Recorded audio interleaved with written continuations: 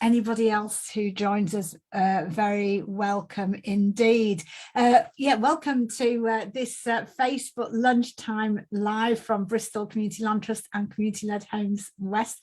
I know a few of you, I recognise some names, so a few of you will know during January we've held some of these short events where we've been meeting and hearing from people who are doing amazing things creating community-led housing across Bristol. Anyone who isn't familiar with community-led housing, well, this is literally housing where individuals come together and they create housing projects and they build decent and affordable homes. Anyone can start a project, volunteer, deliver a project, whether it's a community land trust, a co-op, a co-housing project, or even building it yourself. Now, if you want to find out more about those types of projects, do go to communityledhomeswest.co.uk. My name is Peg Alexander. I'm a TV and radio presenter and journalist, and I also work for national charity, the Community Land Trust Network. And today we are meeting Jack from Bricks. Before I introduce Jack properly, let me say this is, as always, an interactive live stream. It's so much better if you can join in. So kind of say hello to us, keep the comments coming on Facebook. I am watching on here. Chris is in Deal. Chris, we've had a bit of conversation on Twitter in between this as well. So obviously we're going wider than Bristol. It's probably sunny in Deal, South Coast. It's always sunny there. So yeah, do keep the comments coming and we'll bring them into the conversation. So let me introduce Jack from Bricks. Now, Bricks supports local and creative communities to thrive together. And Jack is in St Anne's House, which is a site they want to get long-term use of so they can develop community-led housing as one of the things on the site, whilst retaining the building, the existing building, for creative and community uses. Jack, thank you so much for joining us on the live stream. Thank you, Peg. Delighted to be here. Oh, no, it's great. We had a few in and out glitches just before we went live with the network, so we're keeping our fingers crossed that everything's going to be fine. If there's any problems, you'll just dial straight back in as quickly as possible. So we'll just keep talking. But Jack, so we'll come on to, we're going to get on the tour of St Anne's House at the moment, but just kind of tell us a little bit about the story of this building that you're in. Sure. So Bricks started working in the community in St Anne's in 2019. We were invited in by the local community to explore how the top 2 floors of the St Anne's House could be used for community use, while the ground floor was being used as a temporary shelter for people experiencing homelessness.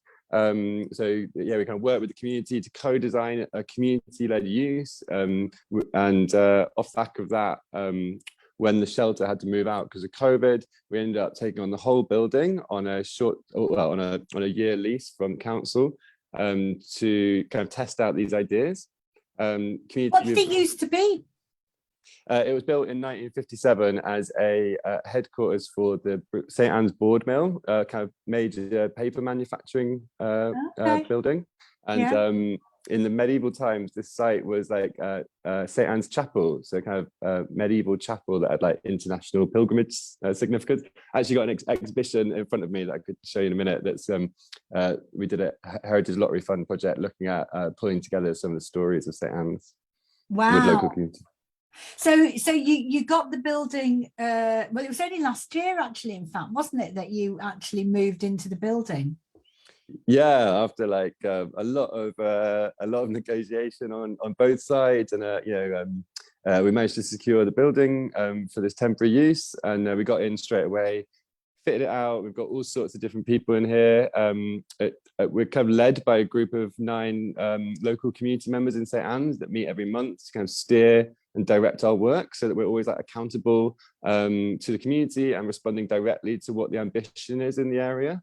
Before we got the building, we kind of did a kind of asset-based community development model kind of approach, so to kind of map out what's going on in the area, what people want, where the ambition is, and that's what we kind of work to now.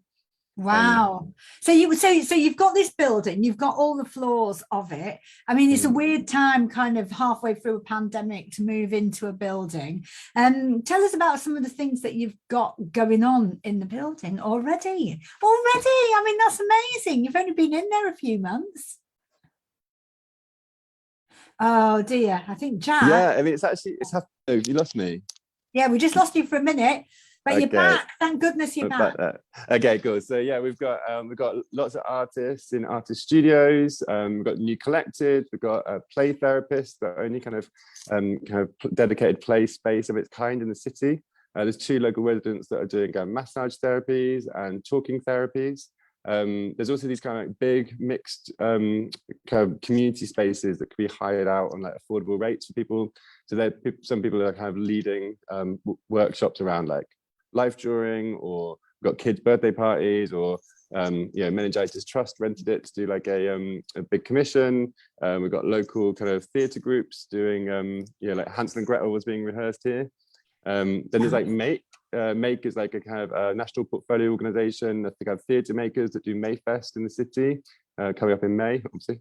And they've got a kind of rehearsal space upstairs to test out new ideas with artists. And then there's a Bristol cooperative gym as well. They've moved here, so they've got their base. So kind of gym run by the members and the participants in a kind of cooperative model. I'm sure there's loads more. I mean, there's like so much stuff happening. Wow, there is. There's loads happening there, and you've even got some sort of hot desking space for local residents as well, haven't you? Yeah. So the tenants, whether that's artist studios or offices or desks, all kind of selected again pillars of like a commitment to a creative practice, a local connection, or kind of social enterprise community practice. So yeah, it's a community, and you never know how these things are going to work out, but it's just turned out to be a super generous and like proactive community where people get together to kind of to make it better. And yeah, it's good. Yeah, and then you've got this kind of, it's not quite a pop-up thing, is it? It's a rotating pop-up. I'm not getting the right words here. Help me out. So yeah, we've got one of our like more arts focused programs is Relay. So the space behind me, that is the Relay project space, and that's where artists come to test out new ideas and engage with the community of St Anne's in some way. So the show being set up at the moment is by Yuko Edwards. It's kind of opening this week. So kind of Bristol-based artist doing a project called On Skin that's exploring scars and the stories behind them. Wow. But coming up, we've got Rachel Clark doing transaction land that explores like alternate economies and like the different way in which we can kind of trade, steal, or exchange, and like how our economies work. And Jonathan Keltham, another local resident, is doing a project called Super Duper St Anne's Football Club, exploring some of the histories of football in the area. So yeah, there's all sorts of different stuff going on there. Cool. And Chris on Facebook has said, retrofit. Yeah. I mean, obviously that's talking about the building that you're in at the moment. 1956, I think you said, didn't you, that it was built? You can tell just from what we can see that it looks of its time. So you've got that building. You've only got it for a year at the moment, and you're currently hoping to get it long term. What are the housing plans there? Because it's not that building, is it, for the housing plans, which are at very early stages, we should say. Yeah, it's worth that caveat that housing is very early stages. We would like this existing building to be retained for community use. The reason we were invited in here the first time was because there's a real demand and need for community infrastructure in this area. So, but we see loads of opportunity in the areas outside this existing structure for housing.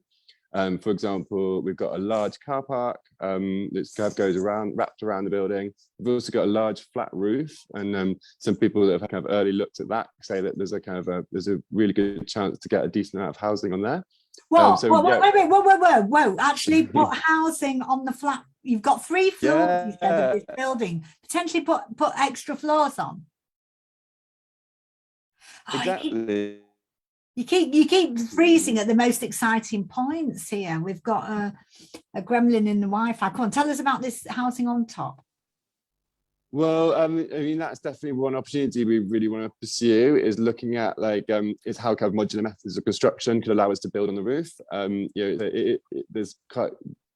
We need to check out this kind of structural soundness of that and the kind of fire safety implications of that. But early indications say that that's a real opportunity. And yeah, we really want to focus on like healthy homes, homes that are good for mental health and well-being, and that are kind of encouraging, and that would enshrine the same values as we're exploring with St Anne's House in the wider sense. So we'd be looking for like a mixed use community, people, to kind of to build on that and to look at how it could all kind of be stronger together. So not necessarily just housing for artists, but having a much more of a mix. Exactly, yeah. So we always think about like local communities, creative communities, and social enterprises, and I think that would kind of pull through into any plans for housing. It could be that there's housing for artists, and we know that artists are often in precarious housing situations and on low incomes, but that's not our only concern here. I think it'd be likely that we'd look at like local lists, and we'd want to like do a kind of local housing needs survey as one of the next steps. Yeah, to find out as you say, exactly what's needed. I mean, earlier in this series, we went to Hope Rise, which fabulous theme. And obviously that's built above a car park. And you mentioned that you've got, are you able to take your phone out? Is the car park just outside the window that we can see there or not? Are we on the wrong side of the building? We're on the wrong side. Oh. But I could take you outside if you want, but might lose connection. Oh yeah. Well, I mean, but you've got the car park. So as you say, if you're interested in looking at different ways that what methods of construction, then potentially there's all sorts of opportunities available to you, isn't there?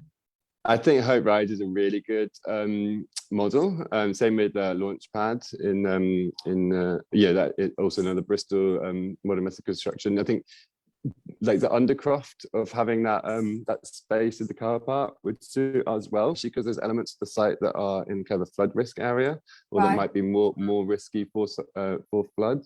So something that was like elevated would make a lot of sense. Yeah. But it's really interesting that you've got the space around the old building, and obviously it's really interesting, I think, that the building that you've got anyway is, it was an office building, office block. What's the best phrase to use for it? Yeah, 1950s bog standard building. You're able to take that and potentially do something really interesting with it. Yeah, I mean, it's an amazing building. I love it. It's like classic kind of 50s, a bit Marmite in people's approach, but whether it's a beautiful thing that should be saved or, but yeah, it's brilliant. And obviously, the embodied carbon in a building like this means we shouldn't be destroying existing structures, even if we think that we could get higher density. It's like, we are in a climate crisis. We need to look at how we can retrofit buildings like this for future use and get another however long out of them. Perfectly good structures. Yeah, especially I mean, I'm so taken with the idea of building extra layers on and putting some housing on top. If the Wi-Fi will do it, do you want to take us on a little tour? Yeah, let's go for it. Okay, I'm going to put my mask on. So maybe turn your camera around and I will. Okay. Yeah, I will. So this is the relay project space, so a space that changes over. Definitely come down and check out Yuko Edwards' show that's coming up. This is a kind of cafe space that I just sat in, so we're going to start off trialing some community lunches, like vegan one-pot lunches with a coven oven in soon. Just take us back to those windows there, because you looking out the window there, we can see that you've actually got quite a bit of space there. Yeah, so this is one of the car park areas. It's a decent amount of space out here. We've been working with some UE MA architects to explore what that could be, and they've been doing some plans. I could show you some other bits of it. So this is an exhibition that we've got looking at some of the histories of St. Anne's. There's a podcast being released on that soon. This is a kind of hallway. We've got reception and massage therapy and talking therapies. I'm going to go upstairs. Oh yeah, we've got these beautiful tiles everywhere, which is pretty cool. Going upstairs. This is like at the back, so it's like amazing wildlife out here. We've got so this is like the back of the building. It's pretty cool. Oh wow, you've got so much space out there, haven't you? So good, isn't it? Going up the stairs now. Wall we've got, there's some like local things that are going on. It's like a article on the Bristol Cable about a photography project we did around wellness. So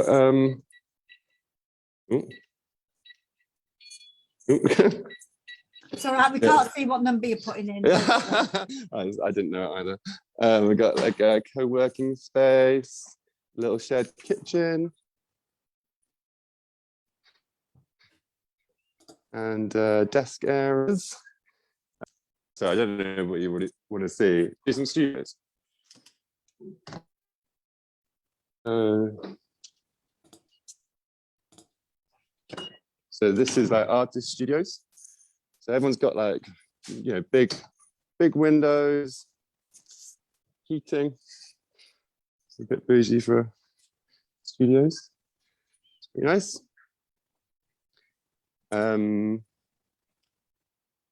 Yeah, it's just really nice airy spaces.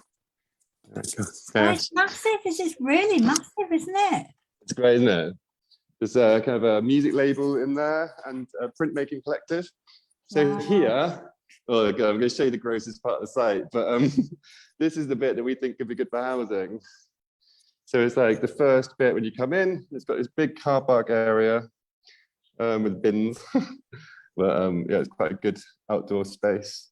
Yeah, just hold it on the housing there, on the potential there for housing, because it's always amazing how many homes that you potentially could put on a space that, looking at it there, doesn't look that big, but as you say, potentially. So if you were to do that, I mean, as you say, it's very, very early stages. You were saying potentially mixed housing. I guess though, being affordable housing in Bristol is really important for you. Definitely, 100%. Yeah, we'd want to make sure these are like affordable homes forever, and that they can be kind of secured and held in trust for the community. And so the community is in control about what's happens here. I can show you better view actually from the next floor. Yeah. Yeah, we've got more studios, another kind of gallery space. This is that photography project with local community members. This is the Blue Room, one of our hireable spaces, with a little model of the building that our MA architecture students put together. So that shows some of the containers that could, yeah, and that's the space that could be good for housing with some kind of containers. That's the back bit, and this is the roof. So it's obviously a massive roof. So there's kind of a lot of potential there.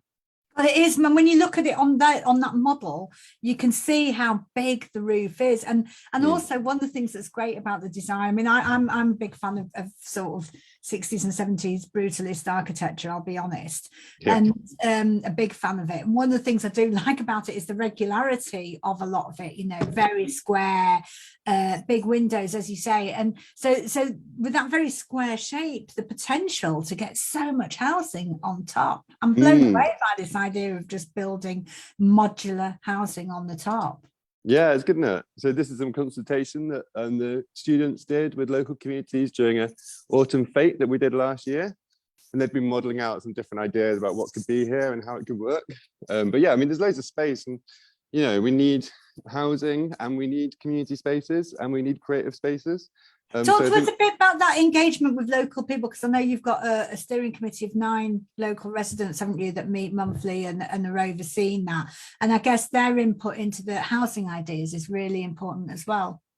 Definitely. So yeah, we work with the Arts Action Group. We meet them like every month, and it's yeah, we're kind of working out together what the kind of housing solution could be here. We're at a stage where we've only just got our planning permission for the change of use for what we're currently doing. We got over 100 positive letters of support on our planning application, and 0 negative ones. Wow, so that's great. No negative ones. Yeah, our officer said that they've never seen so many positive ones before, because people tend to just talk about the stuff that they don't want. So we're really pleased with that, and it kind of shows us what this wide community support that we have for what we're doing. Yeah, the Arts Action Group, we're meeting tomorrow, or in a couple of days, and housing is a big part of that conversation that we're going to be having about next steps. Yeah, cool. So we've also got some comments. I mean, you mentioned that you talked about in the climate crisis, etc., etc.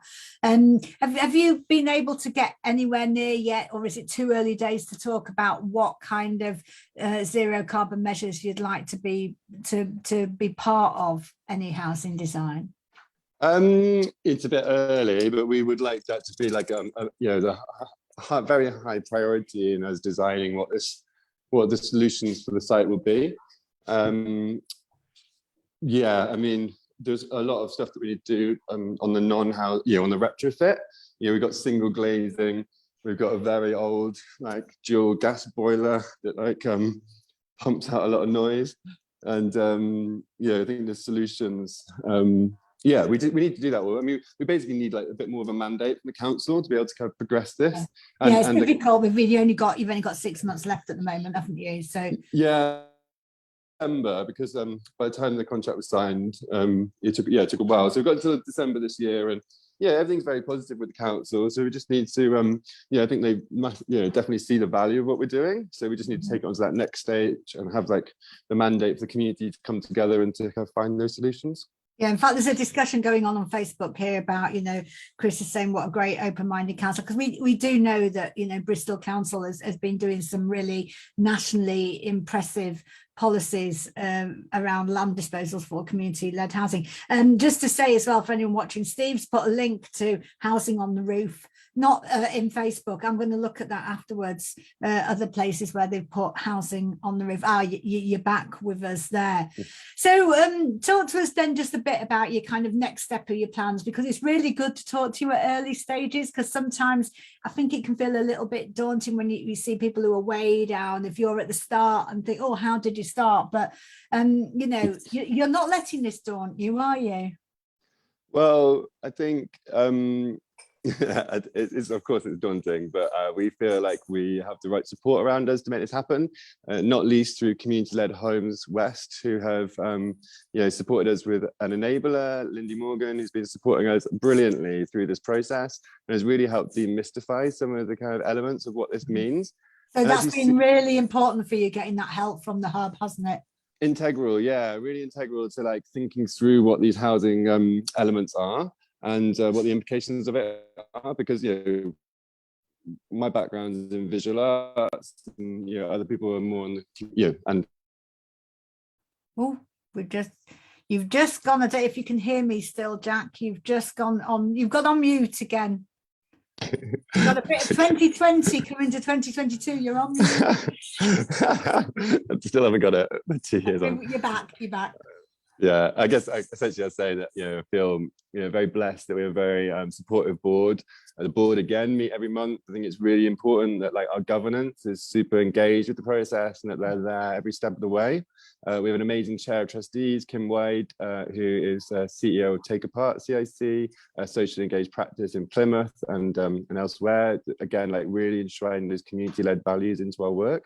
And then the team here that we've developed over the last year has been just amazing. So we've got an amazing kind of group of people, and then again the tenants. So there's quite a lot of layers of governance, but they're not kind of like, it's more just making sure that we're always checking in, we're always accountable, and we're always doing something that actually responds to actual ambition and need within our community. Yeah, I think that's really, really important messages, that you start off with this idea and then you kind of get so into, how we're going to finance this, what's happening about land and planning, etc. And that making sure this is still what the local community wants and our part of it is really important. And I guess as well, the other message I'm hearing from you is, getting the support and help from the hub. But we talked about this a little bit before we went live, but also potentially other places in the artist community around other areas maybe that have done similar things, or other projects in Bristol that are doing, and seeing yourself as part of a wider movement and wider community and getting that help and support there as well. Yeah, 100%. So we're on a sector support program run by East Street Art. It's called Guild. That is a kind of network of 20 artist-led projects in the country. That's been really useful on that kind of the arts side. We're supported by Arts Council England and National Lottery Community Fund and Heritage Lottery Fund, and we've had some really key early adopting support, such as from like Nisbet Trust, a kind of local philanthropic organisation in Bristol that took a massive risk on supporting our first phase of work in St Anne's when we didn't have the building, and it was very much just like working with the community to understand what was needed. And I think that kind of early level support is just so integral to projects like this actually having a chance to thrive. It's much easier to support people at our stage really, where like the risk has been mitigated, but that early support is so invaluable to us. Yeah, and I think one of the things I also think is really great is where we see, you know, people coming, I don't want to say cross-discipline, but you know, where you see people coming from different areas of saying, actually, we can address all these different issues. You know, it doesn't need to be artists in one corner, residents in another corner, housing in another corner. Do you know what I mean? We can bring all this together. 100%. So like, although we do have programs that are more focused on what community wants and others that are more focused on artists taking the lead, it always fundamentally comes back to the fact that artists are local community members and local community members are creative. You know, so we don't see this kind of like hard line between these things, and we want to kind of open up the kind of creativity to be a useful like force for good in lots of different environments, including housing. And of course, using creativity as a way for community engagement is such a, well, it's such a wonderful tool, isn't it? Because it means you can do so much more and find different ways to get to help people kind of have their own voice or come forward or be part of things.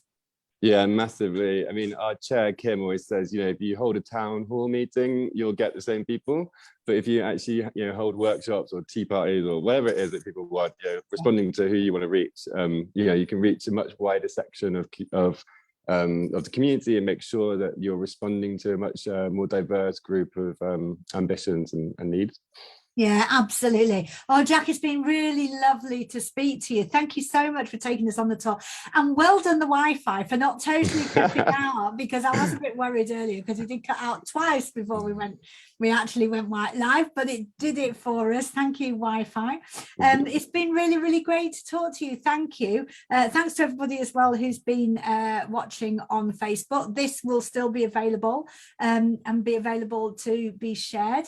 It's been really, really great to be able to do some of these lunchtime lives. We'll look at this to see whether there's scope for us to do some more, bringing you these fab projects from across Bristol.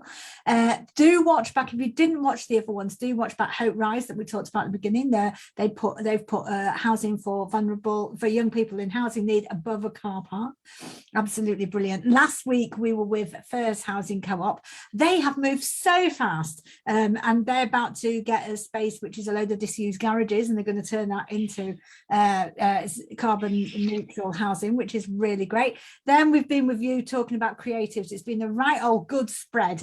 Thank you very much, Jack, and keep up the amazing work, everybody in Bristol. Maybe we'll see you soon. Take care. Thanks, Peggy. Cheers.